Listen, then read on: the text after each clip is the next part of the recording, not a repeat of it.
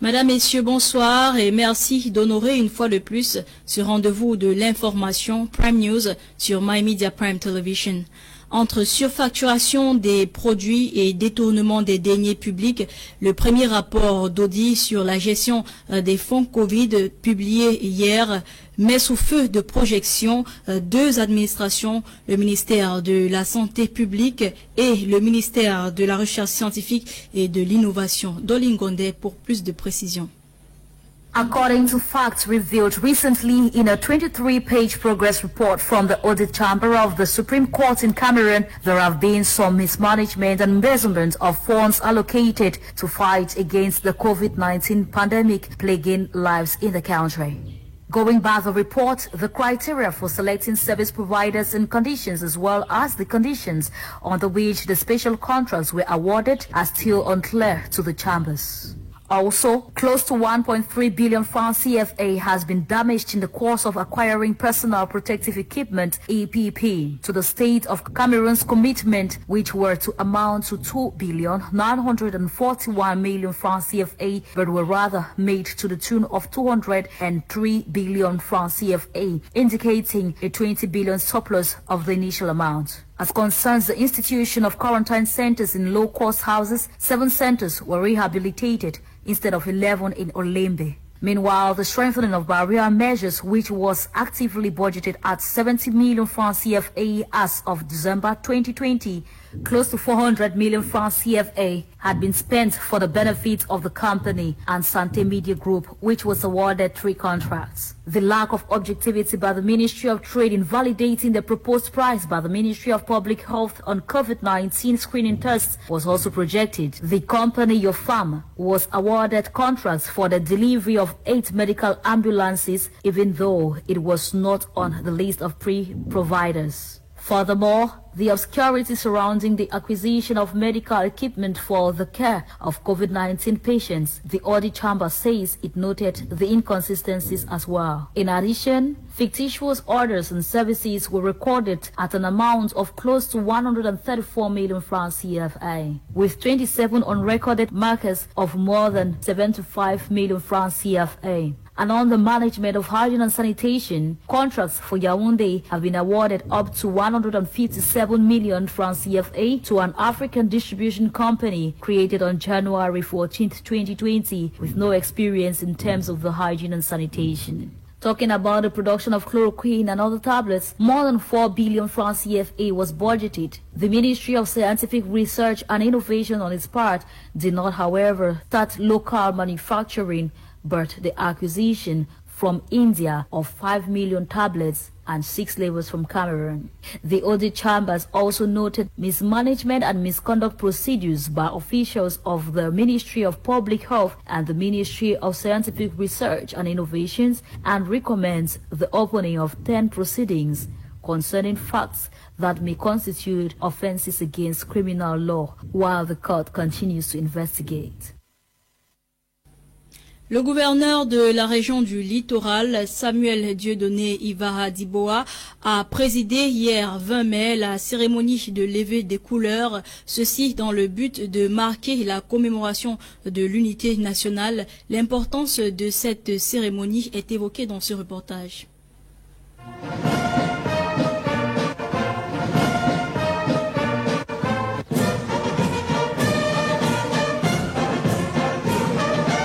À défaut de la parade militaire, comme à l'accoutumée avant la crise sanitaire, la cérémonie de levée des couleurs pour la 49e édition de la fête de l'unité nationale était brève, sobre, mais symbolique. Le drapeau camerounais flottant dans l'air et le refrain de l'hymne national retentissaient.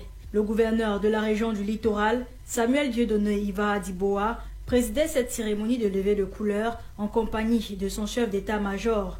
Une cérémonie dans le strict respect des mesures barrières édictées par le gouvernement. Pour rappel, au Cameroun, comme dans d'autres pays du monde, la levée des couleurs n'est pas anodine.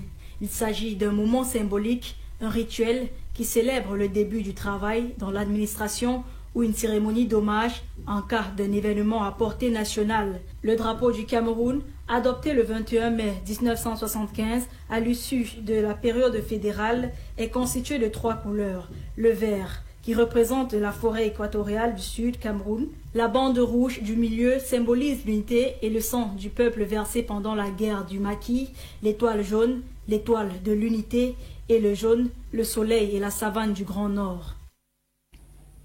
Parlant toujours de la fête de l'unité nationale à l'occasion de cette 49e édition, le président du mouvement pour la renaissance du Cameroun, le professeur Maurice Kamto, s'est adressé aux forces armées camerounaises, faisant appel à une réforme de la politique nationale de défense. Selon lui, la construction de la nation ne passera que par une politique de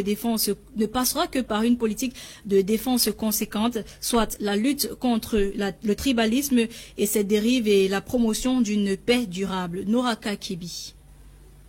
The president of the Cameroon Renaissance Movement, MRC, Professor Maurice Kamto, recently called for reorganization and reorientation of the country's defense and security forces. The MRC leader, in an address to the nation, expressed concerns about the deteriorating situation of the security in the country. He decries the fact that the absence of peace is jeopardizing the very foundation of the nation. According to the opposition leader, May 20, which the nation celebrates as National Day, should be reserved for the military and other members of the defense and security forces who put their lives at risk to defend the beautiful heritage of the nation. The law professor suggests that the defense forces deserve much more attention from the nation. C'est l'armée, certes sous l'autorité intangible du pouvoir civil, qui protège le peuple avec lequel elle fait corps. C'est elle qui défend les frontières de la nation et donc l'intégrité du territoire. C'est elle qui verse son sang pour le drapeau en chantant l'hymne national, ce grand chant de ralliement et de dévotion. He went on to say, as a result of the historical dysfunctions and organized misuse of the military institution and security services in the country, after independence, some military and security service personnel believe that they are at the service of the regime. Certains militaires et membres des services de sécurité pensent être au service d'un régime. Ce détournement politique organisé de l'institution militaire et des services de sécurité de leur objet essentiel a fini par installer l'idée fausse selon laquelle les membres des forces de défense et de sécurité doivent loyauté et fidélité à une personne, plutôt qu'à la Constitution, aux institutions de la République et à la nation dont ils sont l'émanation. Among his proposed reforms is that of re-educating and realigning forces of law and order, which, according to him, is meant to instill professionalism and order in the sector, and this can be effectively done through a national defense and security policy. With regards to the Army's actions in the different conflict situations nationwide, Kamto stated that there have been errors here and there and even mistakes in the role of operational forces. Therefore, they must be corrected, prevented, and be sanctioned where necessary. Depuis hier, une vidéo circule sur les réseaux sociaux montrant un commandant de la police réprimandant deux policiers dans la région de l'Est Cameroun, les accusant de ne pas avoir rendu compte des munitions manquantes en cette période de crise sécuritaire. Plus de précisions avec Aileen Sama. According to sources, the incident took place at the Mulundu District Police Station in Bumba Ngoko Division East region of Cameroon, revealing that two policemen are allegedly responsible for the trafficking of ammunition in the country. The police commissioner, whose name was not mentioned, as well as those of the two officers involved in the case, was heard reprimanding his subordinates for not being accountable for the said arms gone missing. He questioned them if they are aware that the said arms are very delicate in nature and are used to fight against the police in the ongoing conflict in the northwest and southwest regions. Est-ce que vous savez que ce sont ces munitions? Are you people aware that it is this same ammunition that is used to fight police officers in the conflict in the northwest and southwest? I give you the orders to find me those arms. tomorrow, or I will take you to the regional delegate of national security. One of the law officers dressed in sky blue uniform could be seen remorseful with tears running down his cheeks and head bowed down. He was also rebuked for loading a gun and staying home with for 3 days in the past, which is against the ethics of his profession.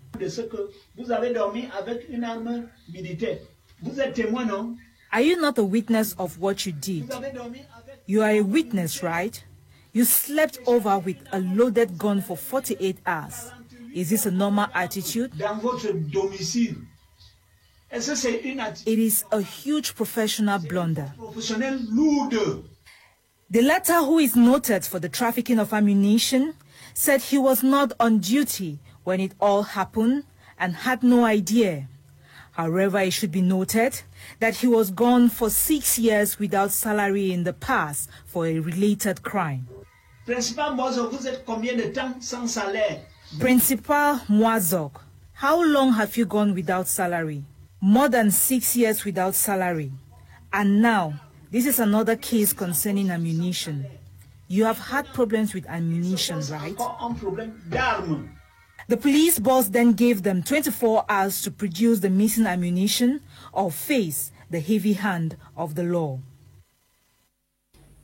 Un groupe de femmes de l'association chrétienne CWA de Bonadi-Kombo à Mailfort Limbe a bénéficié d'une campagne de sensibilisation sur la santé, particulièrement en cette période de crise sanitaire. Les précisions avec Kuma Honori. There is a common adage that when you teach a woman, you empower a nation. Ironically, 60% of women around the world today work in the informal sector, earning less, saving less, and are of greater risk of falling into poverty and health crises. Women are at the forefront of the battle against COVID-19 as frontline workers, yet they get paid 11% less globally than their male counterparts.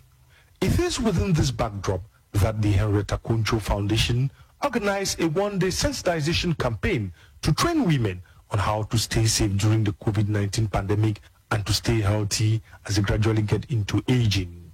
The sensitization campaign, which took place at the premises of St. John of God Catholic Church, Mailfort Bonadi-Kombo, witnessed the participation of women from the Catholic Women's Association, Division of the Mother of Christ Bonadi-Kombo, as well as women of sister Christian associations.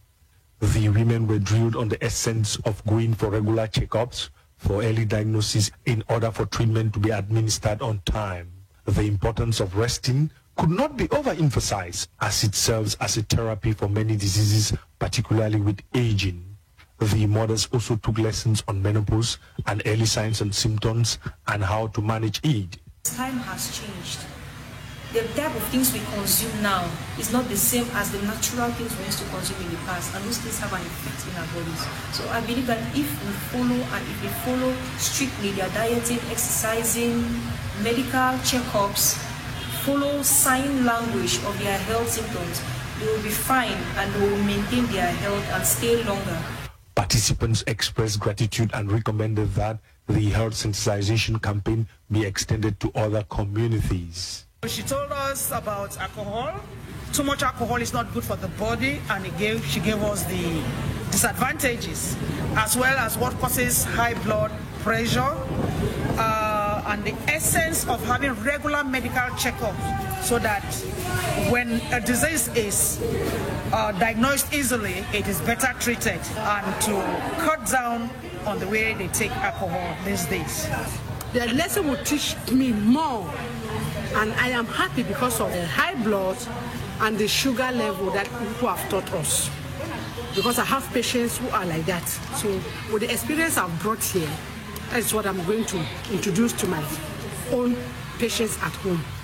Other health talks included the reduction of alcohol intake, the importance of having a good diet, control of diabetes, and the harmful effects of cold drinks to the human system. La dépouille du chef traditionnel de Loa Bwando, un village à Limbe dans le sud-ouest, a été portée en terre. Efwe Michael Esouke, décédé le 6 avril dernier à l'âge de 91 ans des suites de maladie. Il a servi en tant que chef de ce village pendant 14 ans. Kuma Honoré une fois de plus. The population of Loa Bwando, a village at the outskirts of Limbe 2 subdivision, are still in shock and consternation of the disappearance of their chief, His Royal Highness Chief Michael Esouke II, who passed on to eternity on the 6th of April 2021.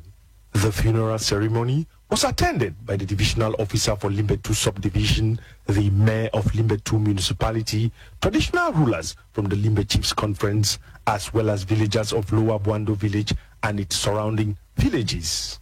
Late Chief Michael Esouke took over the throne of Loa Bwando village from his late elder brother William Esouke in 2007. Addressing mourners and well-wishers, the divisional officer for Limbe 2 subdivision, Serge Meke Eba Albert, called on the family of the late chief, kingmakers of Loa Bwando village, and villagers to hold firm onto the legacy of the late chief, whom, according to the duo, was a peaceful ruler loved by his subjects. He urged them to choose only the right person to take over from the late chief.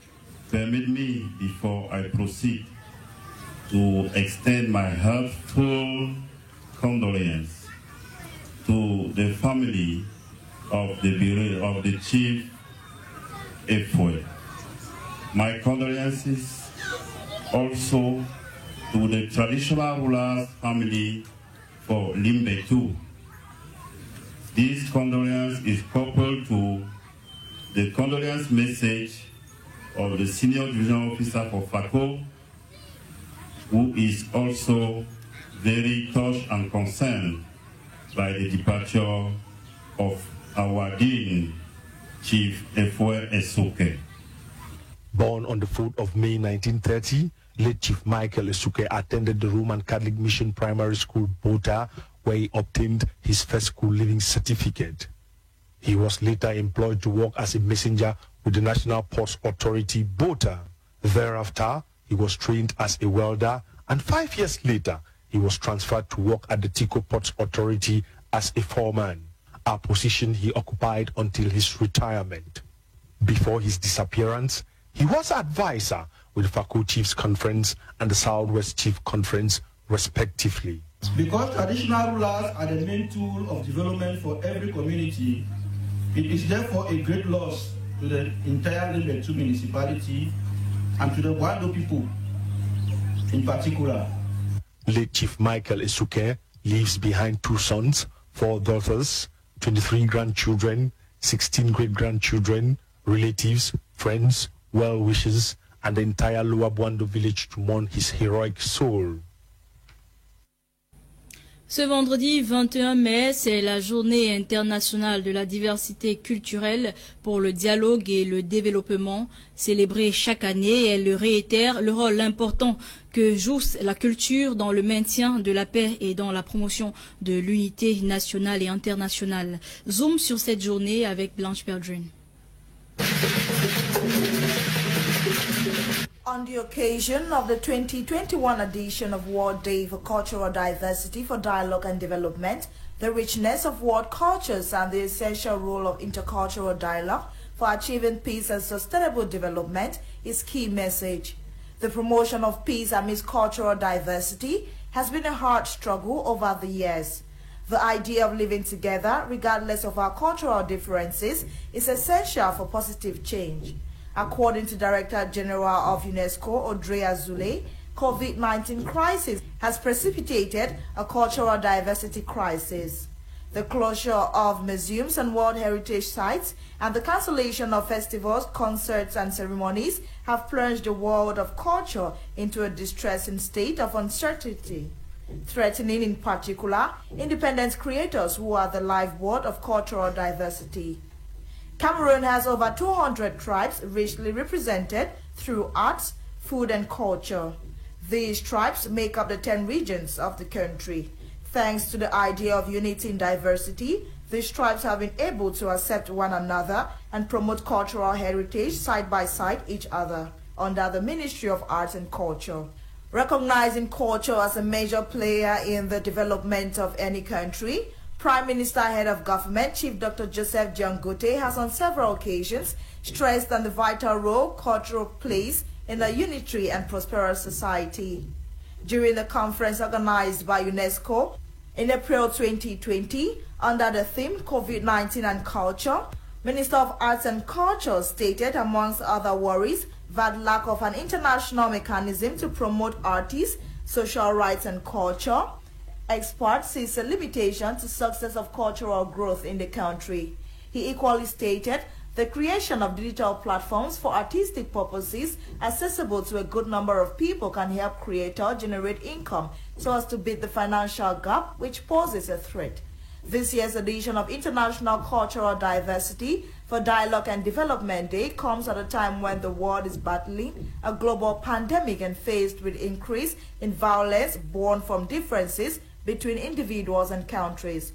The day preaches the idea of unity in the presence of division.